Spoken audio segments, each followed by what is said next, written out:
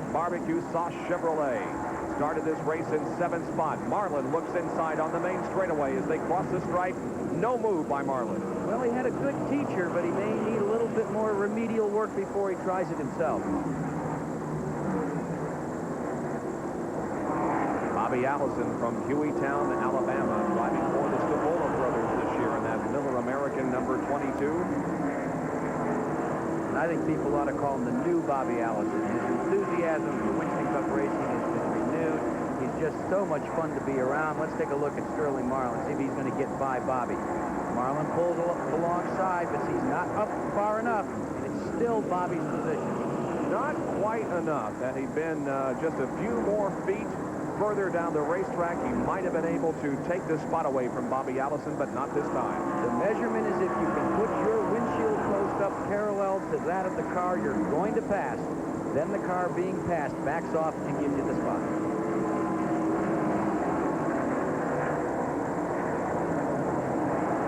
135 laps have been completed out of 367 that will make up the Trans-South 500. Next week on the short track at North Wilkesboro, North Carolina for a 400-lap event there. We hope you'll be with us. We hope we have as great a weather as we have had here at Darlington all weekend long.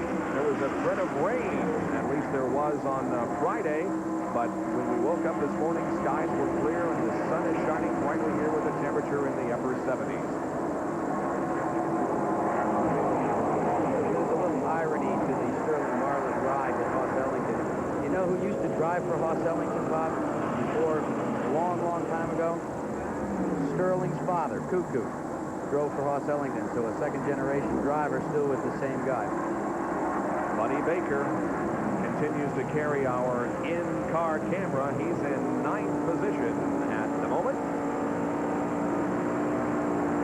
And right ahead of him is Sterling Marlin in car number 1, and also Bobby Allison. Behind him is the leader of the race, Dale Earnhardt, and also Neil Bonnet.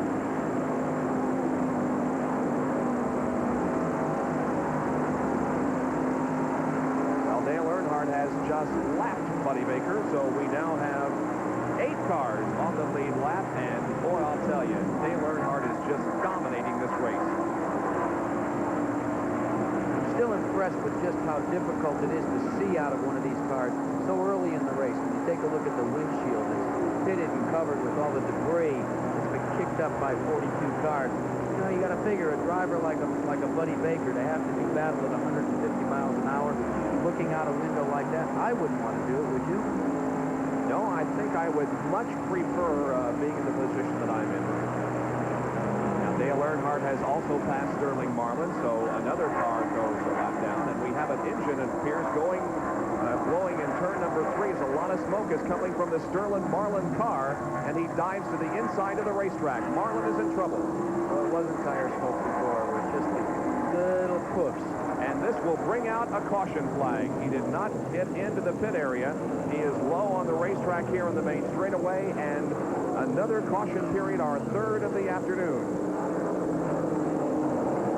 Tough break for Sterling. He's running a limited schedule, only 10 races with Hoss Ellington, and they did so well at Daytona. We're running 3rd until 2 laps to go, and they ran out of gas. And then to come to Atlanta, they did well till the engine expired, and then to come here and have this problem after testing. They tested extensively down here, and then to have an engine go here. Sterling Marlin in car number 1 started this race in 7th position. Now the pace car is about to pull out onto the racetrack ahead of the leader, Dale Earnhardt. There was some discussion about where to pick up the leader in this race, Jack, that you might explain. Well, we go back to Atlanta International Raceway, where several of the top teams went a lap down. If we watch the pit crew go to work on your lead car, Dale Earnhardt. But what it was, if I recall properly, Jim Richmond was involved in Cale Yarborough, and they were accused of having gone a lap down because they passed the pace car. Well, in essence, didn't. What happened is the field didn't pick up the pace car the first lap under caution. The pace car pulled out while Richmond and Yarborough, were still in the pits, and then Yarborough and Richmond couldn't pass the pace car. So they were, in essence, put a lap down because they were stuck in the pits, and then because the pace car had not gotten out quick enough to pick up the field. Benny Parsons also in for a pit stop. His work is completed, and he's back out there on the racetrack. Well, we've been talking about tire stagger all afternoon, and we get more on that situation now by going to Dick Berggren. Stagger, which is defined as the difference in size of the right rear versus the left rear tire, is one of the key variables that controls the handling of a stock car. These tires behave as if a solid axle connects them, and if they were in fact the same size, when the car got to the corner, it would try to move straight ahead, just as you see this tube moving in a straight ahead direction as it rolls down an incline. But if the left rear tire is smaller than the right rear tire, when the car gets to the corner, it behaves as if it's got a cone determining its direction, just as this ice cream cone tries to go in the leftward direction.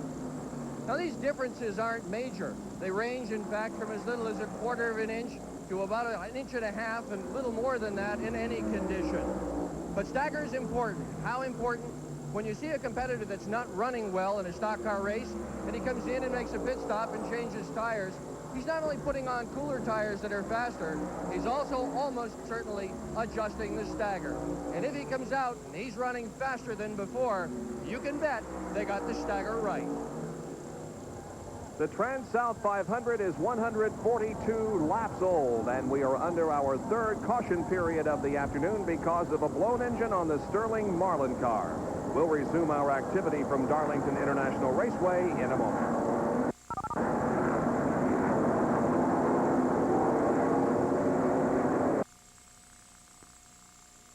It's Delcoa Cycle Center in Hendersonville for Suzuki.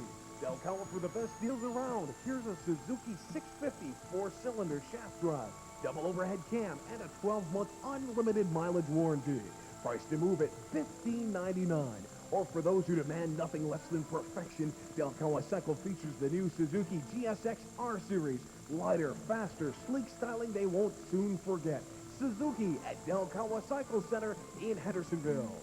No down payment, no closing costs, our lot or yours, and you could own a home like this. At R&R Associates, friendly, knowledgeable personnel like Hank Anderson will help you plan and build a home to our specifications or yours. From blueprint to site location to construction to creating a financial package just for you, Hank and Andy will have your energy-efficient home erected in an unbelievably short time. Call us collect to find out more about owning a new home from R. Welcome back to Darlington, South Carolina, where the green flag is coming out for the Trans-South 500 on lap 144. Dale Earnhardt has once again gone into the lead with Harry Gant running second. Joe Ruttman is third. Fourth position is Darrell Waltrip. Fifth is Ricky Rudd. Sixth is Bobby Allison. And seventh, Benny Parsons. Those cars are on the lead lap. Let's go down to Dick Berggren now for an update on the most recent round of pit stops. Well, we were in Benny Parsons' pit, and he just changed 4 tires. He did it 2 tires, then he went out, took a lap, came in, and took 2 more tires. They put 4 brand new tires on it, and they made the left rear a little bit smaller than the right rear. So they're going to try to loosen it up. He is very close right now. The chassis is running quite well. Well, hopefully in our next caution period, we'll get a chance to talk with Benny on the radio to find out exactly how the handling in that car is going for him at this point. You know, Bob, we talked a lot early in the telecast about the run to the back by Tim Richmond. Look who's back in the lead contingent, directly behind Dale Earnhardt. Running, actually 1 lap down, is the 25 car of Richmond, but he's working his way back to the front. Tim Richmond has had handling problems during the afternoon, and that's the reason why he is a lap down. But, of course, if he gets those problems corrected, he very well could get back on the lead lap here by passing the leader, Dale Earnhardt. And then if there were another yellow to come out, he could make up that full lap. Darrell Waltrip is right behind Buddy Baker in our in-car camera. Picks it up very nicely for you. Darrell going to the high side, and also Richard Petty. And it appears as if Buddy is slowing down because several cars got around him. He is to the inside of the racetrack, and it looks terminal. He's in turn number 2 right now, well down to the inside of the racetrack, and something has gone wrong in Buddy Baker's car. We're going to try and Terry Labonte's got a problem, too. He's slowing down coming into the pits. We're going to try and take a good close look inside the cockpit of Buddy Baker's car to see if we can get an indication to what's happened. There's one Oldsmobile that's gone behind the wall, the Piedmont Airlines car, and there you can see he's turning. Whoa, we have a problem. Coming off of corner number 4, it is Phil Parsons into the inside wall. You can see Phil moving around in there. He appears to be okay. Not really that severe impact with the wall, but nevertheless, Parsons tastes the concrete here off of corner number 4 to the inside of the track. In such a short span, in less than a minute, here comes the leader coming down to take that yellow flag. He'll maintain that position. In that shorter span, 3 of the 4 Oldsmobiles in competition, actually 3 of the 5 Oldsmobiles in competition, look like they're going to be going behind the wall.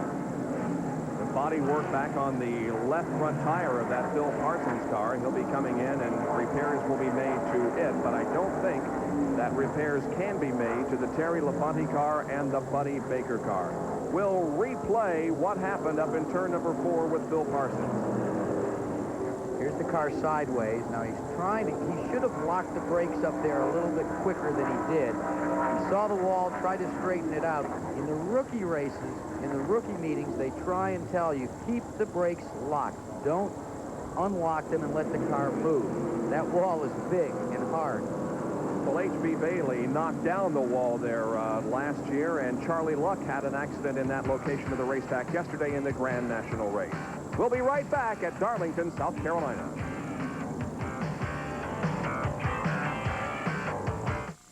Dodge races and Dodge wins, but winning ain't easy. When the road is long and the going gets tough, less than your best is never enough. But the dream of winning lets you meet the test, because winners are dreamers who give it their best. And if winning was easy, why run the race? You'd be number 1 if you don't set the pace. At Dodge we know there's only one first place. If winning was easy, it wouldn't be a race. 36 wins, 3 manufacturers' championships, 3 drivers' championships, and 1 team title, all in 1 year, on the road or off. Dodge comes up winners. And if winning was easy, why run the race? Can't be number 1 if you don't set the pace. At Dodge we know there's only one first place. If winning was easy, it wouldn't be a race. Dodge Cars and Trucks, we set the pace.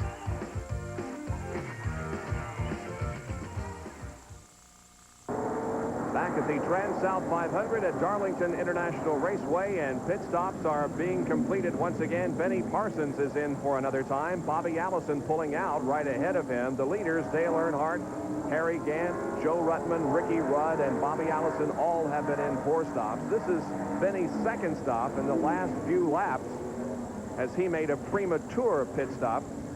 Now, Cale Yarborough is out there on the racetrack, and we'll try to establish some radio communication with him.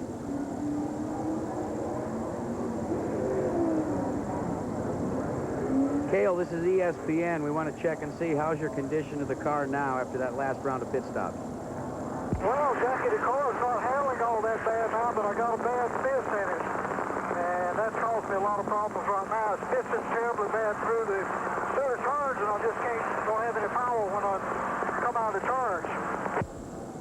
You've had a chance to take a look, though, at Dale Earnhardt and how he's running as well as Harry Gant. What's your pick right now? Who's the strongest between those two? Oh, there's no doubt about it. Dale Earnhardt looks like he's the strongest right now, but, you know, it's a long ways to go yet. Thanks, Cale. We'll stay in touch.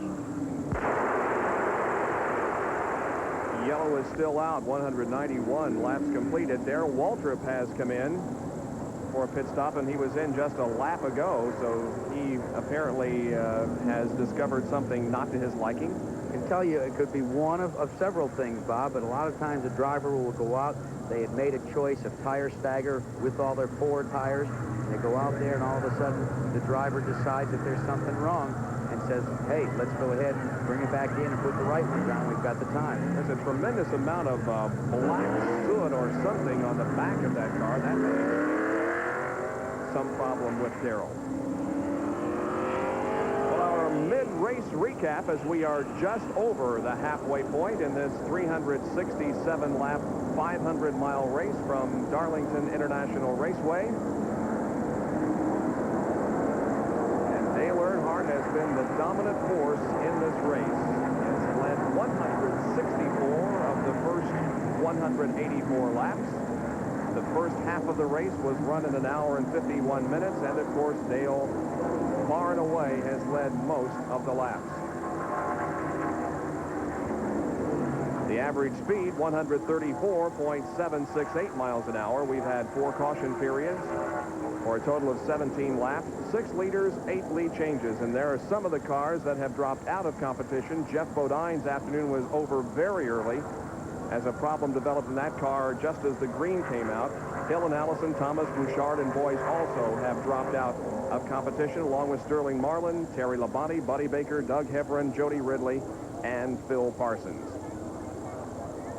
That's the situation as we completed about half of the race, and now the pace car is coming off of the racetrack, and we are about to go back under green.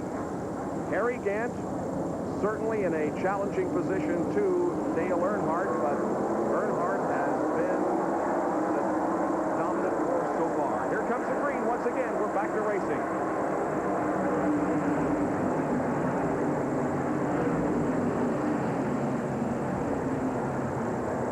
Rusty Wallace would like very much to get the lap back. He was alongside Dale Earnhardt when the green came out, but unfortunately Dale just blasted away from Rusty Wallace, so Rusty will have to wait for a while to try again to get the lap back. Earnhardt's finally pulling away from Harry Gant, beginning to show his muscle on this restart.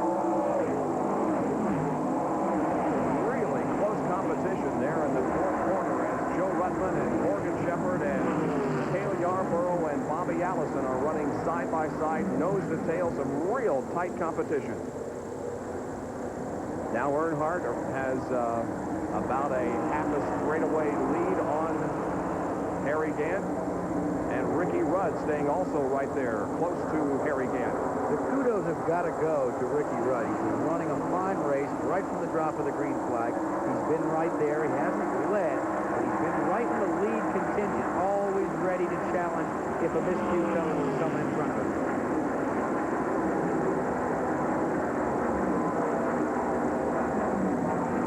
There's the interval between first and second, and it's a tight battle for second between Gant and Ricky Rudd. Now, ESPN and NASCAR present a track fact.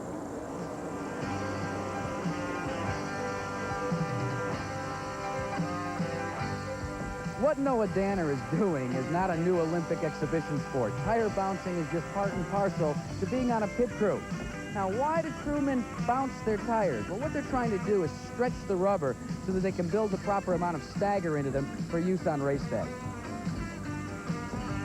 Jack has already decided that after his broadcasting career is over, he will become a tire bouncer. And this track fact has been brought to you by Levi Garrett Chewing Tobacco. Time after time, the quality comes through. We'll be back with more of our live coverage of the Trans-South 500 from Darlington International Raceway after these messages.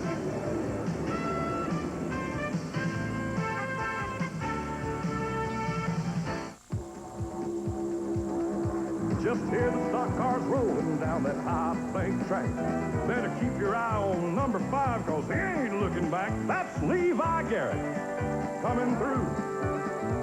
Face that flavor coming through for you.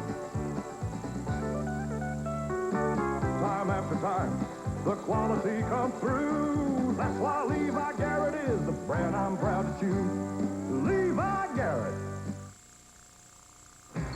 85 showroom stock GT champion. Tires, Goodyear Eagles.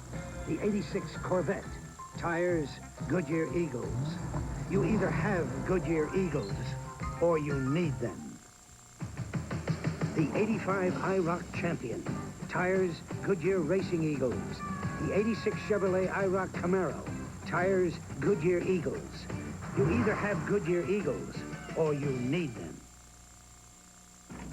A good workout keeps me in shape, but it also makes me pretty sore. You know what I use to take care of those sore, aching muscles and joints? Myoflex analgesic cream. It's fast, it's effective. And with Myoflex, there's no burning, no grease, no odor, so I don't smell like a locker room. Oh, and another thing. For the 6th year in a row, Myoflex has been recommended by more pharmacists than any other pain relief rub. Miaflex. I should know. We have a car on the wall in turn number 4. Just as we come back, Tommy Ellis loses control coming off of corner number 4, hits the inside wall. It keeps the car running, though. He hit it rather hard, but really does not show all that much body damage. Now, a couple of interesting developments had occurred just before this incident with Tommy Ellis. Benny Parsons pulled in behind the wall, and Darrell Waltrip had dropped down low on the racetrack. Waltrip had dropped down low out of turn number 2, was just crawling at a snail's pace down through 3 and 4 when Tommy Ellis did his pirouette across the start-finish line to bring out the caution. So in a way, it's a break for Waltrip. He'll be able to come into the pits. He won't go a lap down. He'll be able to see what's wrong with it. There is Tommy Ellis limping onto the back pit for service from the Buddy Parrott prepared crew to see just what is wrong and what is salvageable on the number 18 car. Ellis had a whale of a ride, very reminiscent of the H.B. Bailey crash. It really was, but he apparently hit on a glance and really didn't damage the car too badly. So the track crew comes out. The pace car also will be pulling onto the race course ahead of the leader, Dale Earnhardt. And Joe Ruttman, also Richard Petty and others are deciding that this is another good opportunity for them to make a pit stop. But the leaders, namely Dale Earnhardt, Harry Gant, Ricky Rudd, Bobby Allison, and others deciding to stay out there. Well, now our crew member's gone inside of Ruttman's car trying to get to the jacking bolts in the back of the car to adjust. Now, the reason they got to go in that window is they can't get in through the side window on the driver's side. So they made an adjustment on the left rear wheel with the wedge bolt, and Joe Ruttman is back out on the racetrack. Activity continues on pit road on Darrell Waltrip's machine, as they're still going to have to find out just what it was exactly that pulled him off the pace. You alluded to it, Bob, before, that there was an awful lot of soot and debris on the back deck lid, more unusual than compared to other cars. There goes Waltrip, and you can see it almost obliterating his sponsor's name. Maybe Dick Berggren will be able to chat with Junior Johnson or possibly Jeff Hammond and find out what the problem is with car number 11. Track crew is here on the main straightaway picking up pieces of debris left by Tommy Ellis when he hit the inside wall. Others making pit stops now include Bobby Allison, who's running in the top 10, but Earnhardt, Gant, and Rudd continue to run out there, and an interesting situation that we're going to be watching is there is Bobby Allison getting the windshield wiped off. Morgan Shepherd's car had been perhaps the fastest car on the racetrack just before this yellow came out, and now he moves alongside Dale Earnhardt, and I think it's very possible that Morgan may get his lap back. You know, Bob, when you see a spinning car, there's a lot more that goes on to getting people under control than just that. You know, you've got a lot of people all around you, all around this facility. Many, many people run a racing organization and a racing team, not the least of which is a racing spotter. With more on that, here's Jack. The next time you come to a Winston Cup race, sit down in those $60 to $5 seats, check who's sitting next to you. He may not be a race fan. It may be a guy like Benny Urtel here, who's the chief spotter for the Stavola Brothers Racing Team entry that's driven by Bobby Allison. Benny, what's your role as a spotter up here in the grandstand? Well, Jackie, what we try and do is make sure that Bobby has a safe race through the entire length of the race. We know there's a lot of accidents going on. He can't see the track. When he's like in turn 1, we're watching turn 4 for him. So if there's a mishap, we try and let him know exactly what's happening. Now, you say we. You're wired into Bobby. You give him all the information, but you've got a sidekick in Tom Roberts. He's monitoring the other race teams and NASCAR. Right, that's absolutely right. We have a scanner that Tom Roberts uses that scans other race teams where we can know what kind of tire changes they're making and what NASCAR is also calling, whether they're going back to green or if Bobby needs to stay out for a few more laps, we'll let him know. Let's eavesdrop a little bit on the conversations between Urtel and Bobby Allison. We have caution in turn 2, Bobby. There's a car up against the wall. Stay low and come on through. You look good. Okay, Benny, I got you. Obviously, if you make it to victory lane, the conversation on the radio on the cool-down lap's a little more jovial. Last lap, victory lane looks good from here. I'll meet you over there, Bobby. Well, Bobby is on the lead lap. He's 6th right now, but certainly still has a chance at winning this race. Dale Earnhardt, I think, has the better chance at this point, and we have a crash up in turn number 2. 2 cars are involved in it. Ricky Rudd and Harry Gant, second and third, wipe out in turn 2. How quick things can change at Darlington. You can be running as strong as those two gentlemen were and have it all come to a crumpled heap at the bottom of turn number 2. And another situation that had developed while we were watching that Bobby Allison Chief Spotter piece, Morgan Shepherd, who was lined up right beside Earnhardt and who was running very strong. When the green came out, he punched the button and the car simply would not go, and there he is in the pit area with the crew checking over the motor. That's a tough break for those gentlemen because they were coming up, as I said, out of a ladder, but they were showing some muscle equal to what they showed in Atlanta when they won the Motorcraft 500. But it's obvious that it's not going to be their day for victory when the hood goes up on that Buick. We are seeing some interesting things develop here in the mid-portion of this race. Now we'll take a look at what happened over there in turn number 2. Well, they've already come together on the high side. One car, that looks as if it's being center punched by Ricky Rudd. That's Harry Gant. It's actually T-boned into the driver's door. Look at Allison dip to the inside to get around them both. And that is exactly what we were talking about when we were watching that spotter piece. I'm sure that his chief spotter did indeed inform him of the trouble ahead. Now Earnhardt is in for a stop, so is Darrell Waltrip, Rusty Wallace, Richard Petty, Kyle Petty, Joe Ruttman, while Ricky Rudd is also out of his car and appears to be okay. Well, a big disappointment for both of these drivers who really were running so well out there today. Second and third position getting together over in turn number 1. Harry Gant and Ricky Rudd crashing and bringing their hopes of a victory here today to an end. Both drivers are okay, though, as the ambulance moves away and goes back to its position. Some pit stops have been completed. We'll be going back to green in a few moments with Dale Earnhardt, the leader.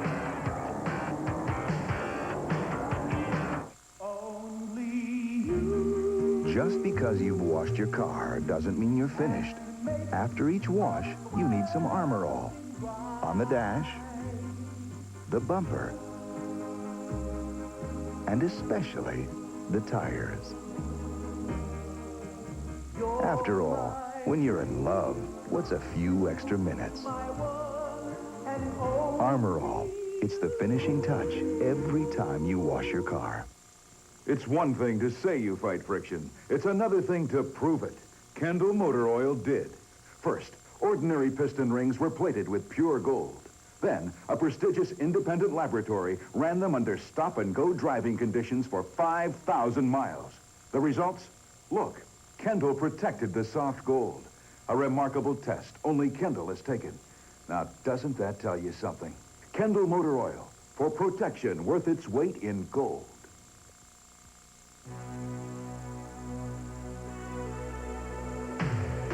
Mighty Auto Parts. Tough. Dependable.